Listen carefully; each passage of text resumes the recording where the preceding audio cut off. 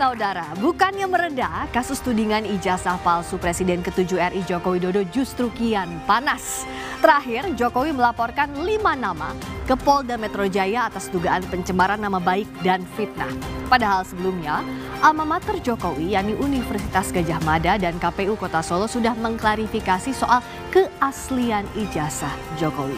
Lantas mengapa isu keaslian ijazah Jokowi terus berkembang menjadi polemik berkepanjangan? Dan mengapa para penggugat begitu getol menyoal keabsahan ijazah Jokowi sementara mantan Presiden Jokowi juga tak langsung membuat klarifikasi sejak awal? Kami malam ini mengundang kuasa hukum mantan Presiden Jokowi Yakub Hasibuan dan salah satu pihak yang dilaporkan Jokowi yakni Roy Suryo. Dan untuk mendudukan perkara soal polemik keaslian ijazah Jokowi, kami juga mengundang Ketua KPU 2021-2022 Ilham Saputra dan Rektor UIN periode 2006-2010 dan 2010-2015 Komarudin Hidayat. Kita sapa dulu para narasumber.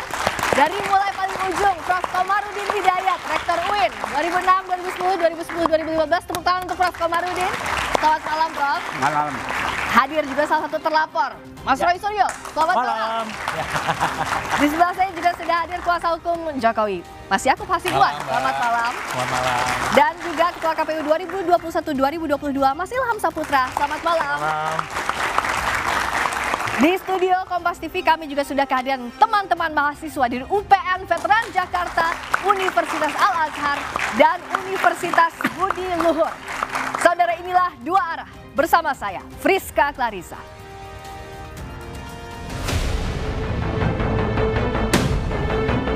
Polemik keaslian ijazah Presiden ke-7 RI Joko Widodo memasuki babak baru. Jokowi resmi melaporkan 5 orang, diantaranya mantan Menpora Roy Suryo, ke Polda Metro Jaya atas dugaan pencemaran nama baik, fitnah, dan pelanggaran UU ITE.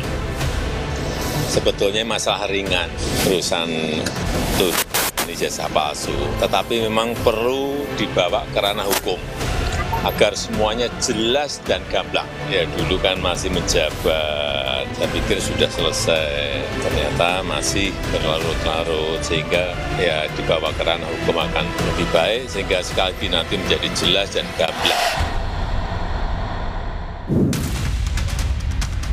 Roy Suryo mengaku siap menghadapi langkah hukum Jokowi. Roy bilang, sebagai pelapor, Jokowi juga harus bisa membuktikan keaslian ijazahnya. Tanggapan saya bagus ya. Jadi dengan begini nanti seluruh rakyat Indonesia itu bisa menyaksikan bagaimana seorang pelapor itu harus membuktikan juga bahan-bahan yang dia miliki. Dalam hal ini adalah ijazahnya yang kita pertanyakan ataupun kita duga itu tidak benar alias palsu. Sebagai kelanjutan laporannya ke polisi, Jokowi mempersilahkan penyidik menggelar uji digital forensik untuk membuktikan keaslian ijazahnya. Kalau diperlukan, ya silakan. Yang jelas sudah kita bawa ke ranah hukum. Di program Rosi, Menteri Hukum dan HAM periode 2004-2007 Hamid Awaludin menyayangkan Jokowi membiarkan isu keaslian ijazahnya berkembang jadi polemik berkepanjangan. Hamid menduga ada motif politik di balik isu ini. Itu dipakai, dipelihara isu ini, ya, seolah-olah dia dijolimi. Kayak beliau kan suka memelihara nama dipentaskan.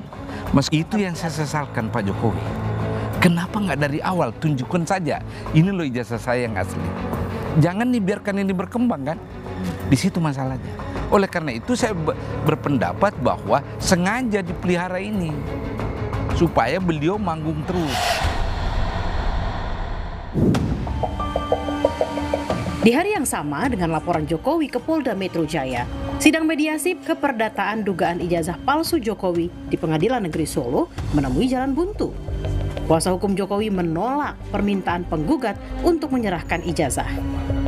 Bahwa penggugat ini tidak memiliki legal standing, tidak memiliki untuk mengajukan tuntutan hak. Yang kedua, ya perlu kami sampaikan bahwa setiap orang itu berhak atas perlindungan diri pribadi.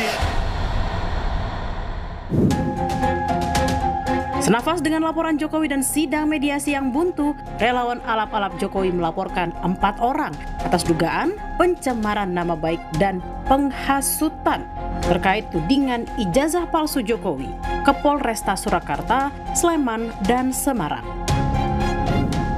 Jokowi telah menduduki jabatan publik sebagai Wali Kota Solo, Gubernur Jakarta, hingga Presiden 2 periode. Berbagai jabatan itu telah melalui proses verifikasi berbagai lembaga, diantaranya KPU. Belakangan, saat isu ijazah palsu ramai jadi sorotan, UGM sebagai alma mater Jokowi pun turut angkat suara. Namun, kegaduhan tak juga kunjung usai.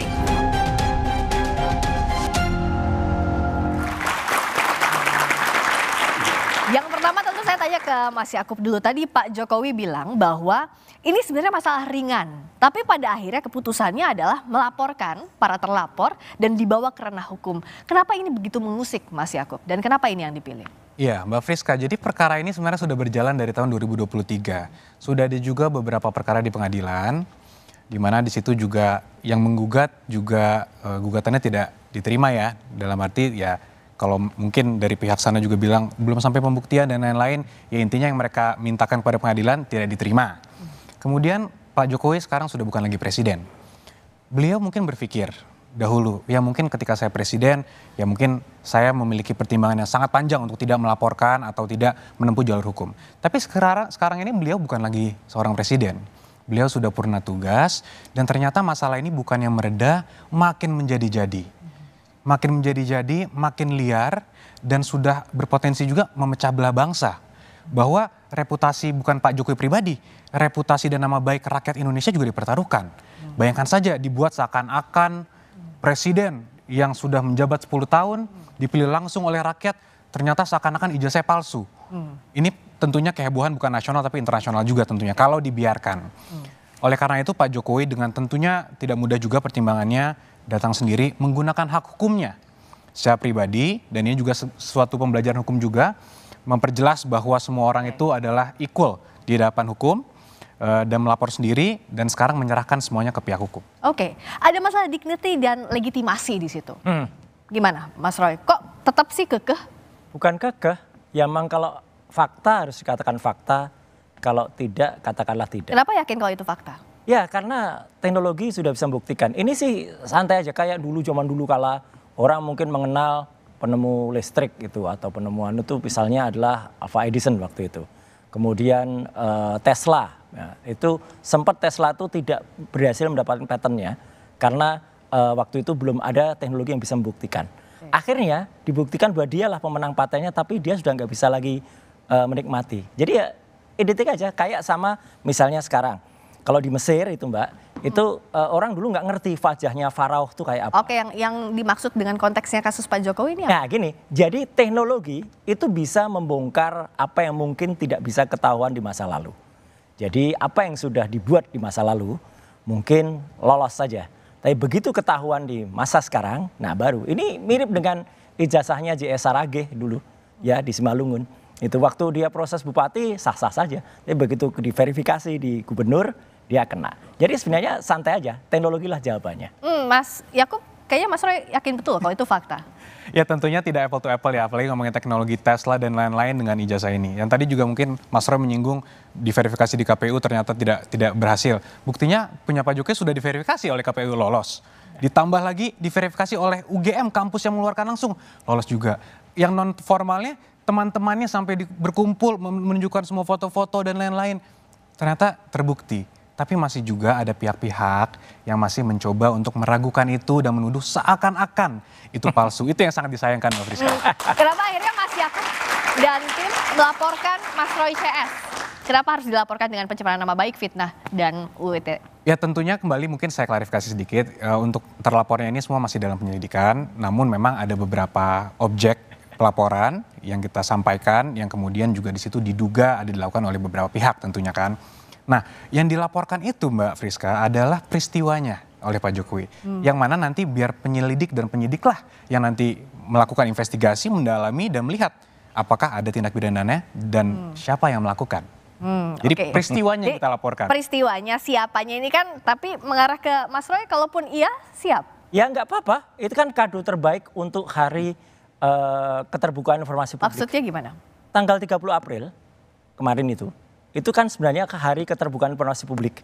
Ya gitu, 30 April. Dan itu hari yang ke-17. Dihadiahi oleh mantan presiden, orang yang tidak mau membuka keterbukaan informasi publiknya. Itu kan kado yang sangat bagus sekali. Tapi kalau masuk ke ranah hukum, konsekuensinya hukum juga loh. Iyalah, nggak ada masalah. Kita kan bicara dari sisi ini judulnya, apakah akademis atau politis, ya kan? Ini pure akademis.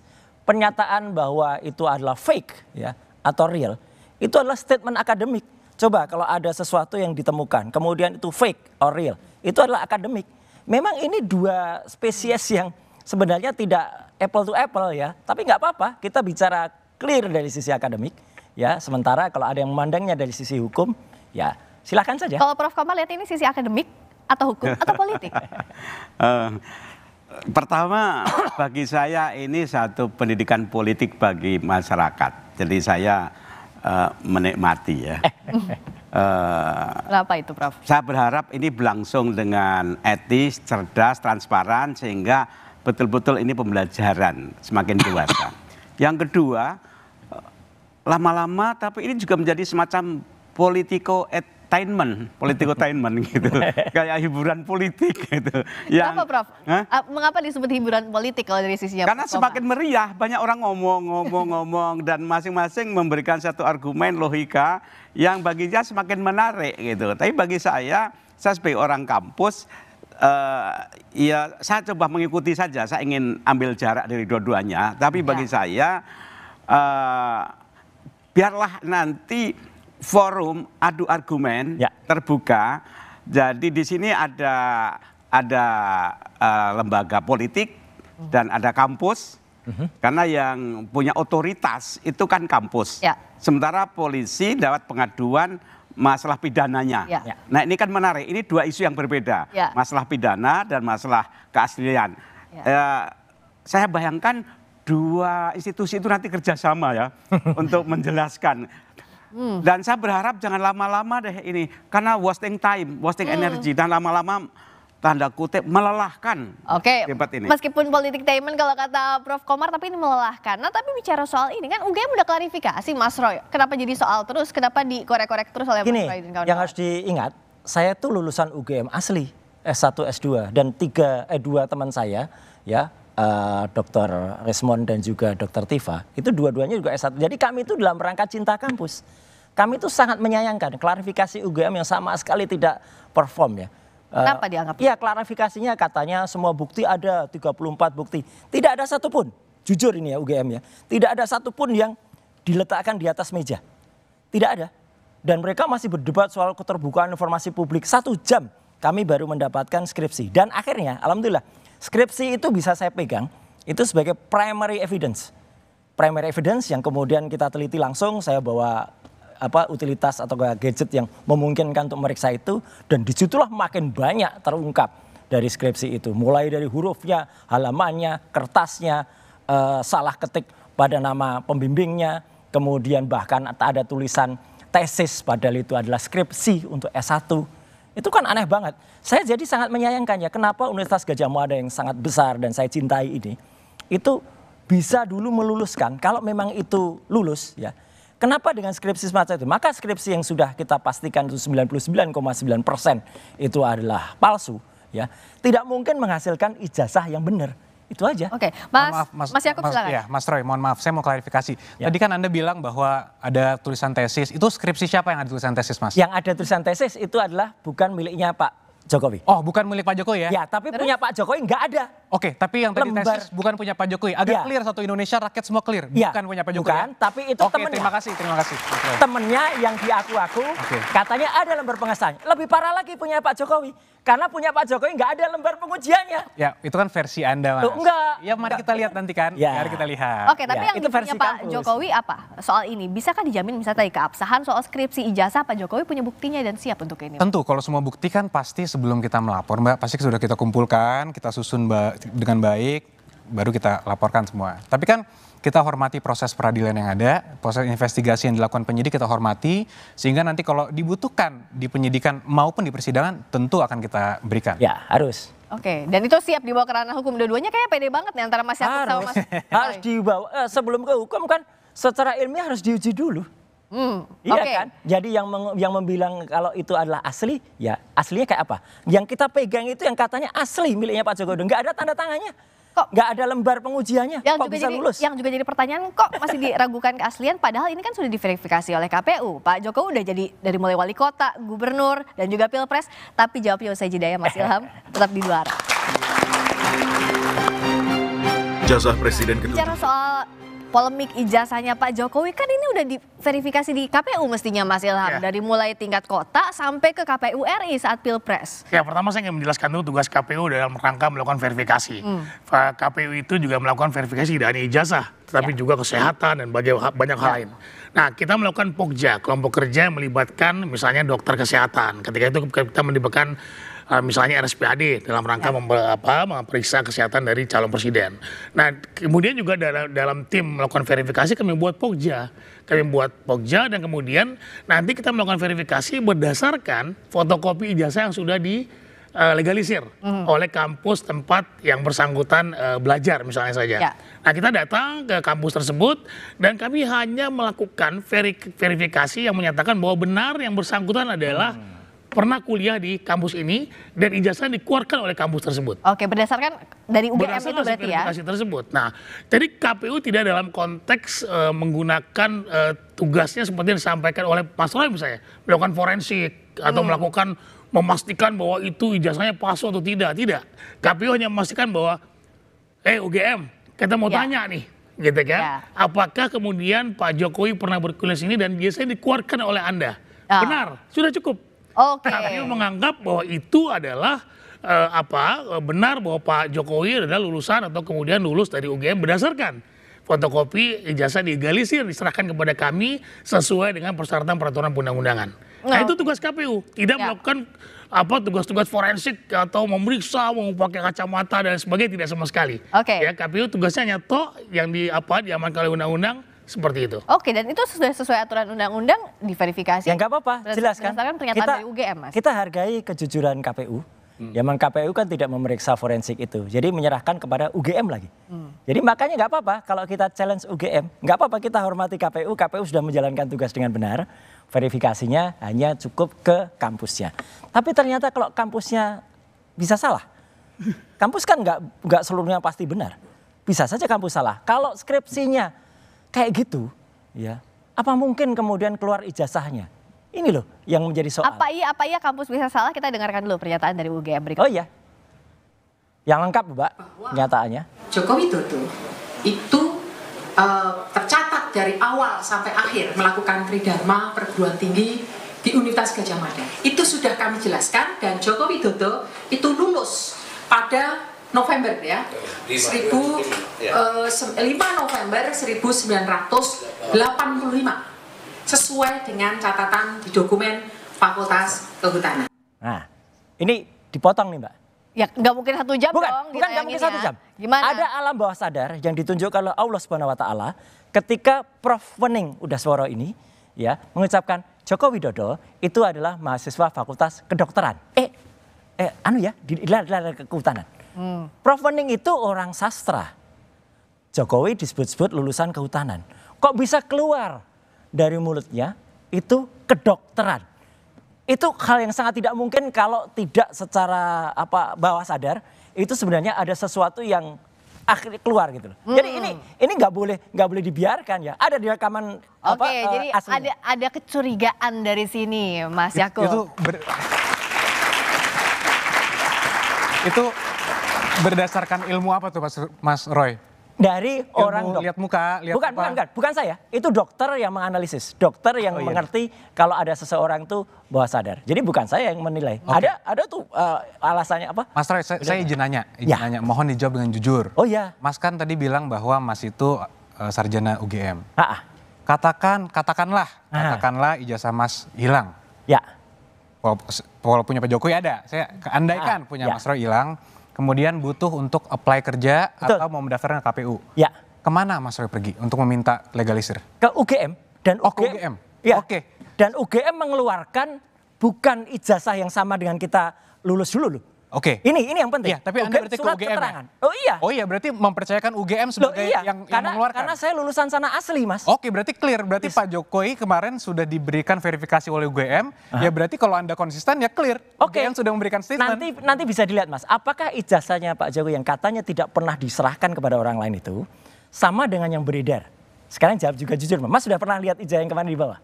Oh, sudah pasti dong, Mas. Oke. Sudah pasti. Sama nggak dengan yang kemarin-kemarin itu ditunjukkan? Nanti biar di persidangan dilihat. Nggak jujur, Tapi Mas. begini, Mas. Nggak jujur, Mas. Gini, Mas. Karena saya tidak mau melampaui otoritas juga. Jadi kalau ada seorang ahli yang mengatakan bahwa saya sudah menganalisa ada dokumen saya ambil dari online, saya analisa kiri kanan. Nggak, ini sama sekali bukan online. Dari mana, Mas? Yang ijazah Mas ambil? Ijazahnya adalah memang kan ijazah kita pastikan dari ketika skripsinya itu tidak benar. Ya ijazahnya pasti tidak benar. Mas kan menganalisa ijazah. Ada katanya fotonya tidak sesuai dengan itu dari mana source-nya? Yang menuliskan dia, katanya dia mendapatkan langsung dari Pak Jokowi. Oke, tapi apakah boleh sebagai seorang ahli, Mas kan seorang ahli sering di persidangan kan? Ya. Boleh nggak source of dokumennya itu? Kita harus percaya. Nggak, boleh nggak source of dokumen yang dianalisa seorang ahli forensik itu bukan berasal dari dokumen asli? Makanya kita tunggu. Menganalisa kopi. Boleh nggak apa-apa. Makanya nanti kita tunggu. Kita tunggu kalau Mas punya yang asli. Ya, kita bandingkan. Kalau itu ternyata yang kemarin dianalisis juga oleh saya dan Dr. Respon itu tidak benar. Orang itu yang pernah memposting dan katanya asli itu, katanya dia dapat dari Pak Jokowi itu penyebar hoaxnya dia. Tapi yang menganalisa seakan-akan itu palsu siapa, Mas? Loh kita karena kalau itu palsu, berarti yang ada disebar oleh hoax itu palsu kan? Oke, ada yang salah.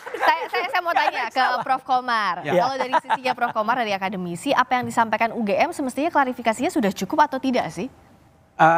Mestinya cukup, tapi kalau ada keraguan, ada fakta-fakta, ya jelaskan aja sampai patah. Jadi silahkan Anda menggugat, tapi Anda harus siap dipatahkan kalau memang ada bukti yang menangkan.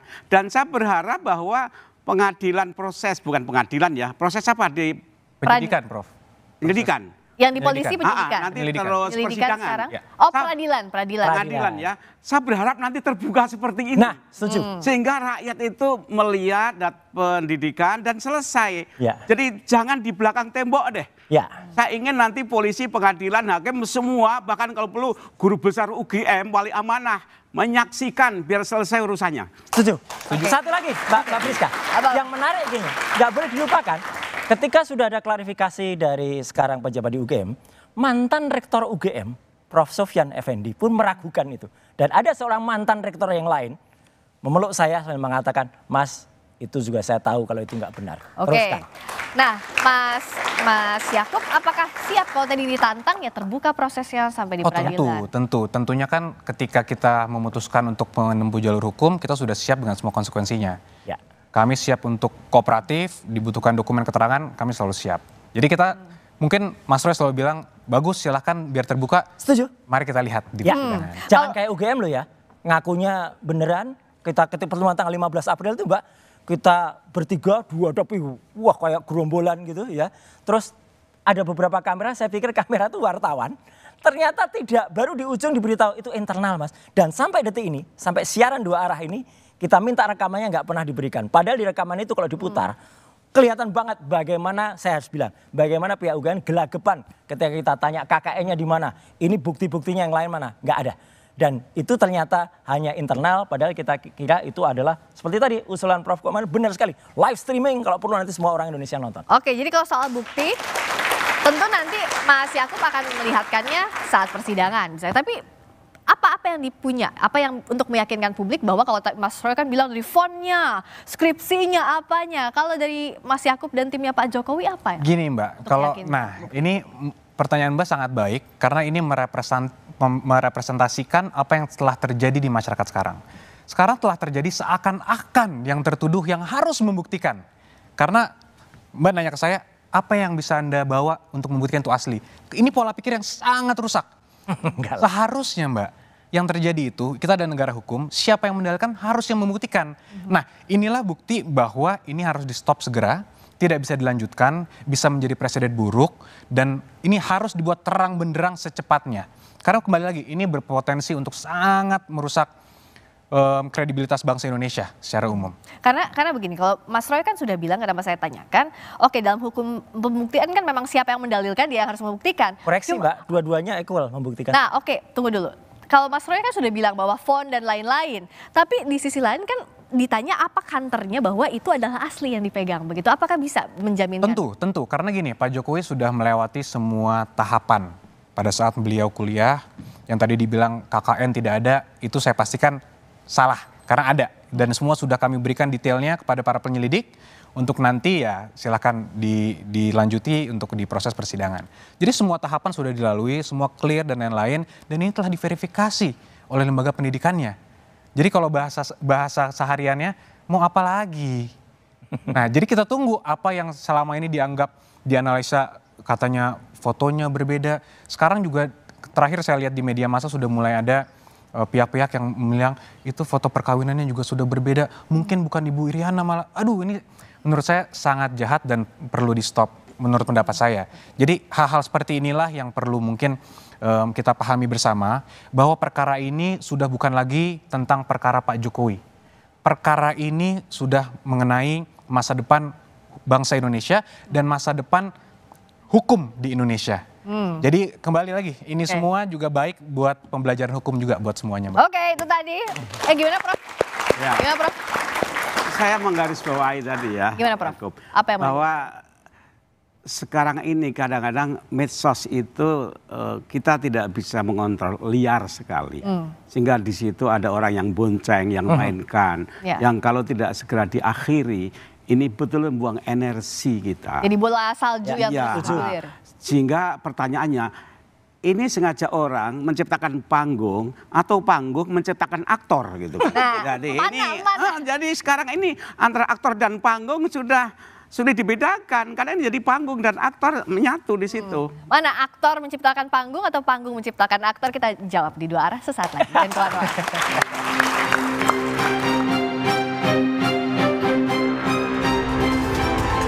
Mantan Presiden Joko Widodo melaporkan 5 orang ke polisi.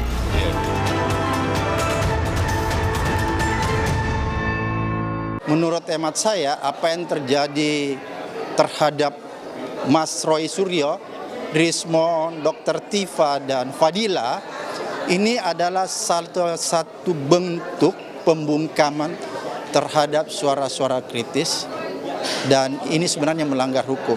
Karena kebebasan orang untuk mengeluarkan pendapat itu dijamin oleh konstitusi. Jadi kalau orang paham tentang konstitusi, pemerintah paham tentang konstitusi, maka suara kritik tidak boleh dilawan dengan mengkriminalisasi seseorang lewat laporan ke kepolisian. Terima kasih Anda masih bersama kami di Dua Arah. Mas Yakub, apa iya itu pembungkaman suara-suara yang kritis kalau kata Pak Abraham? Saya rasa perlu dibedakan antara suara yang kritis dengan tuduhan-tuduhan yang tidak berdasar ataupun fitnah ya. Karena mungkin bisa kita pahami semua Pak Jokowi sudah menjabat selama 10 tahun sebelum beliau purna tugas. Selama 10 tahun ini sangat terbuka dengan apapun masukan-masukan, kritik-kritik yang menurut saya pribadi justru sebagian besar banyak yang melewati batas. Yang seharusnya mungkin Pak Jokowi memiliki hak untuk mengadukan atau melaporkan dan sebagainya. Tapi beliau tidak lakukan. Termasuk mengenai ijazah palsu ini. 2023 beliau masih menjabat, semua kalau kita ngomong simpelnya semua masih under his control. Tapi beliau tidak melakukan apapun. Di gugat pun beliau respon dengan menjawab gugatannya.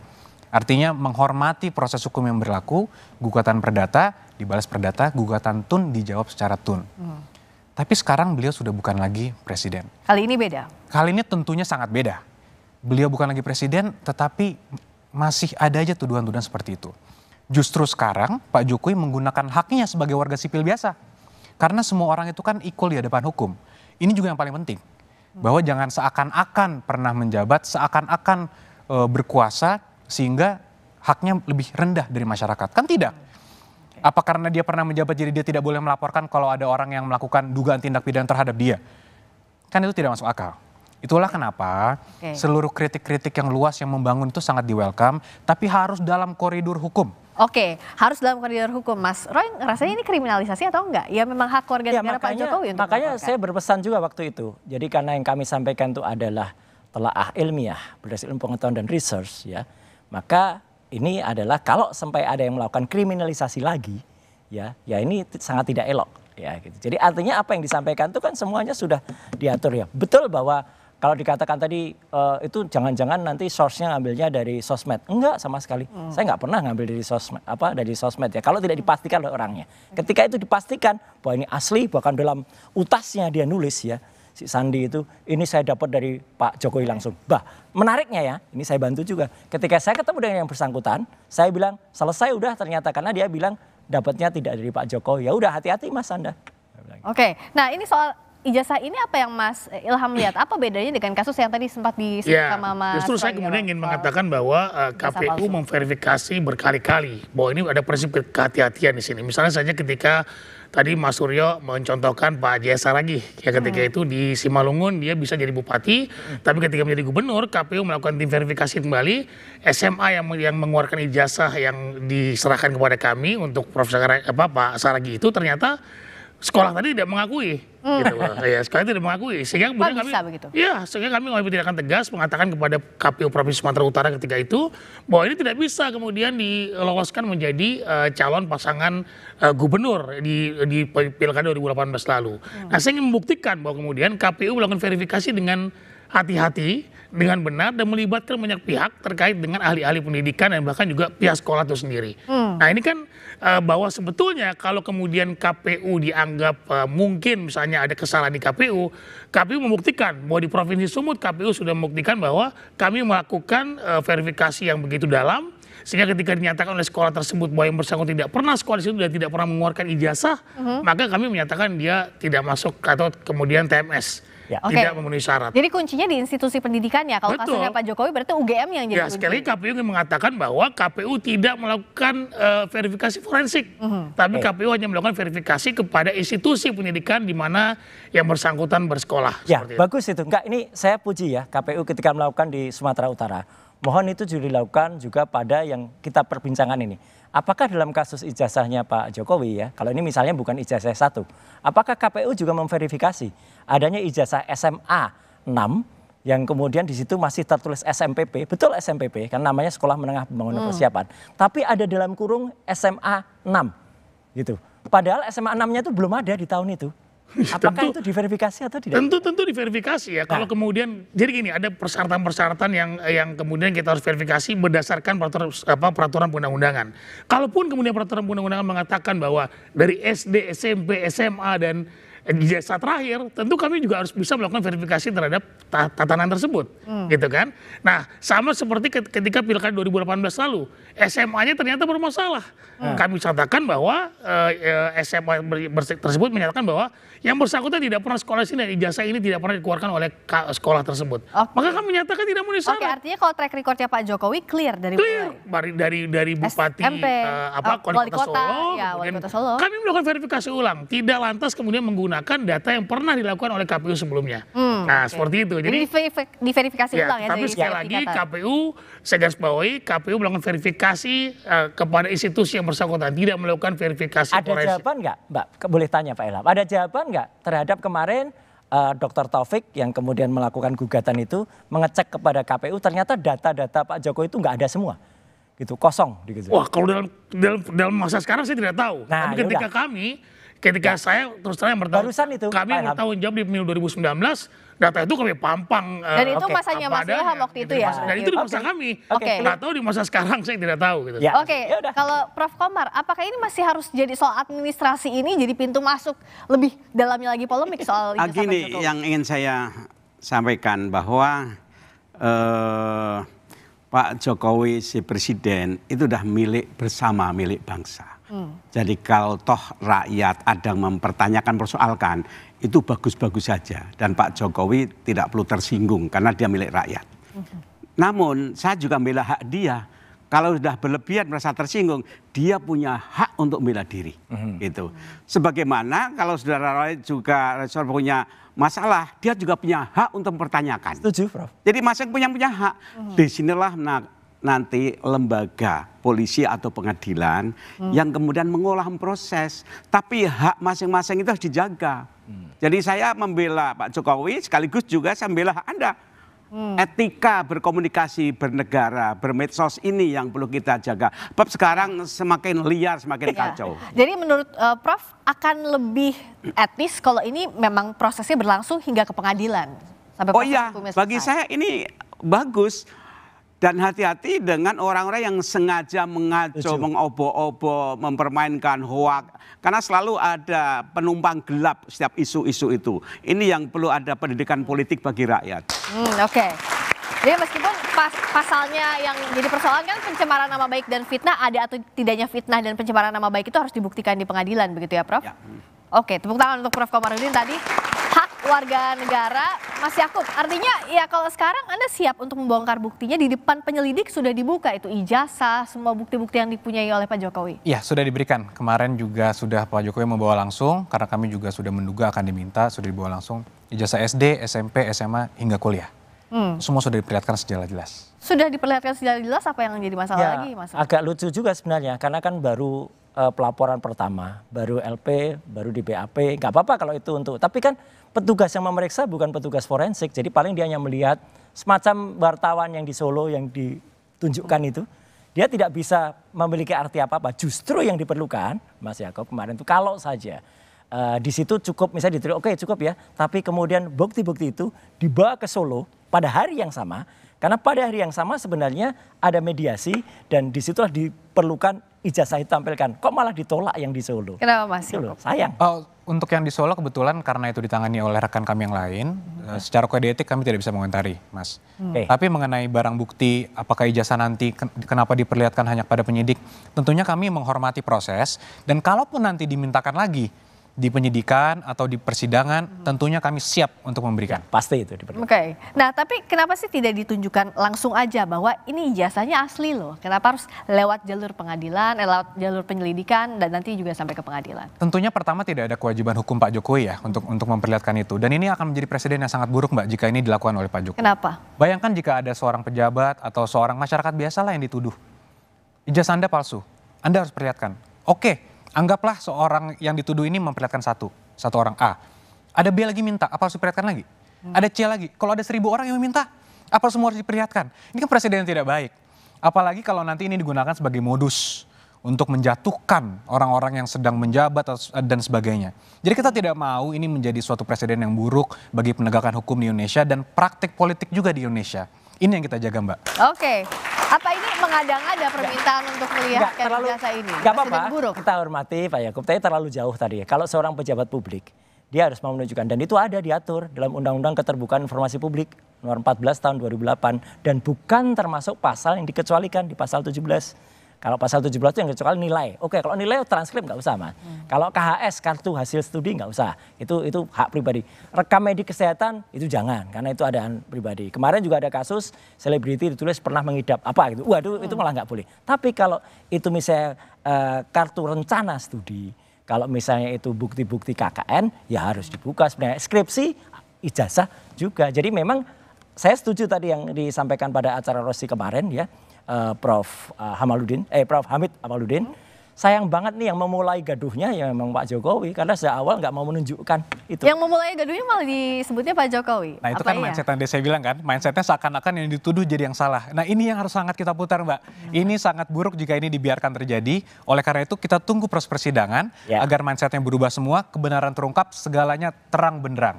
Oke, jadi pertanyaannya begini loh, ini akan kemana ujungnya, kasus ini akan dibawa kemana ujungnya dan motifnya apakah betul untuk hukum mencari hak ataukah politis? Kita akan bahas usai jeda.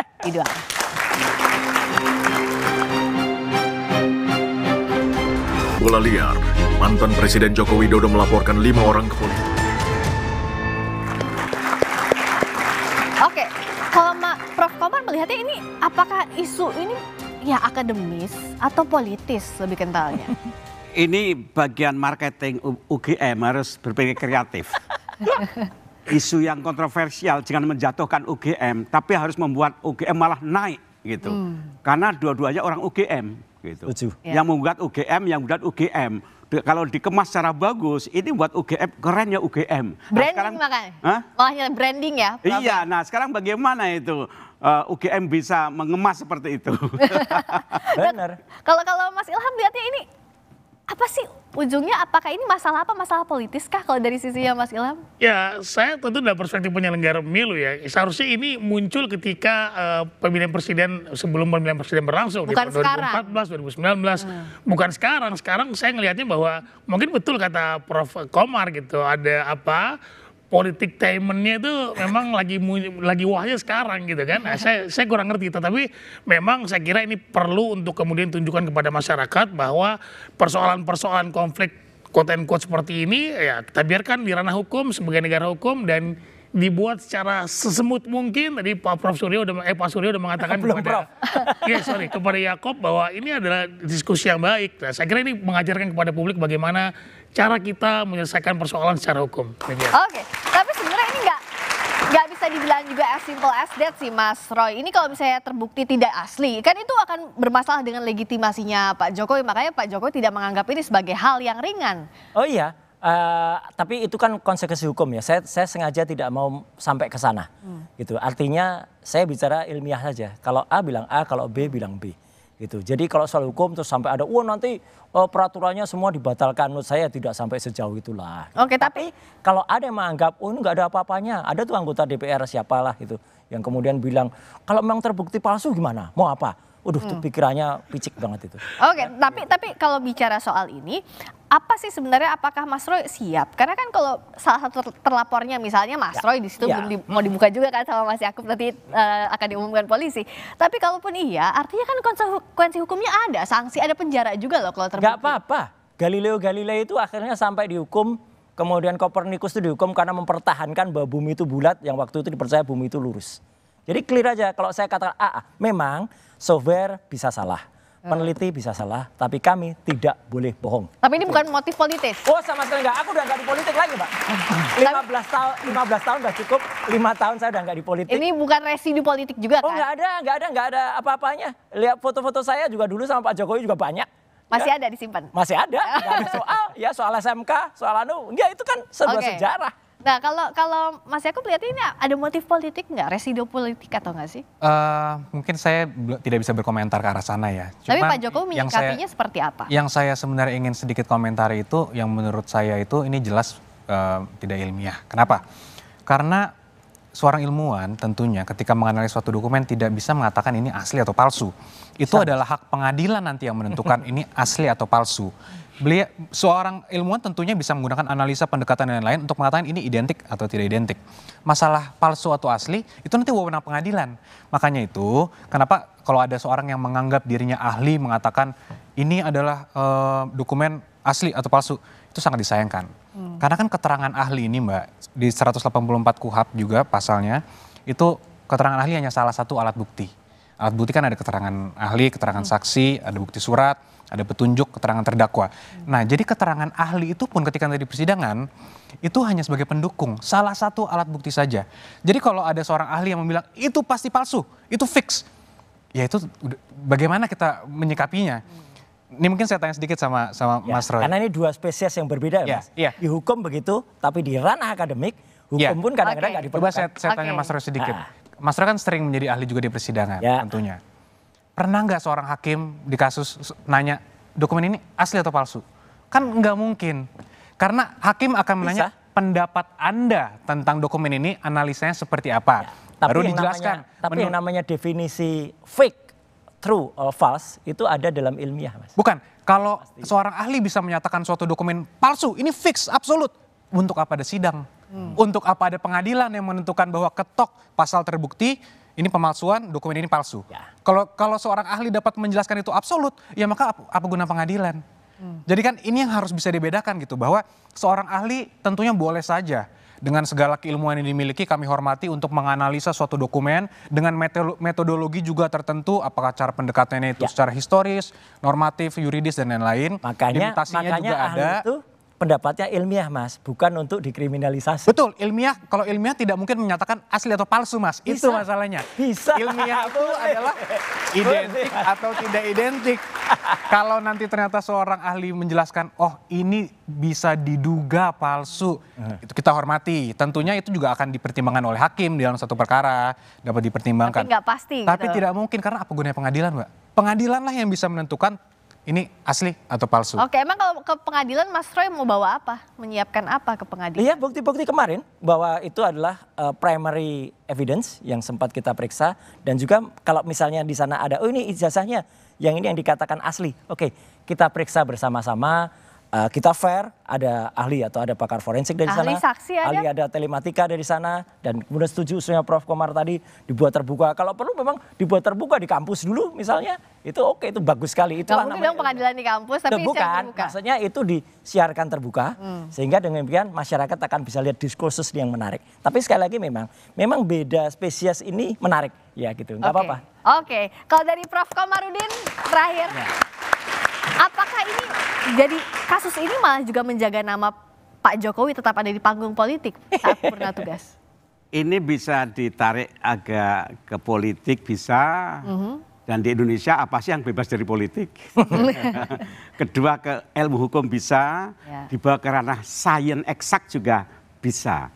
Jadi memang nanti kita lihat pendekatannya apa yang mau dipakai oleh proses pengadilan.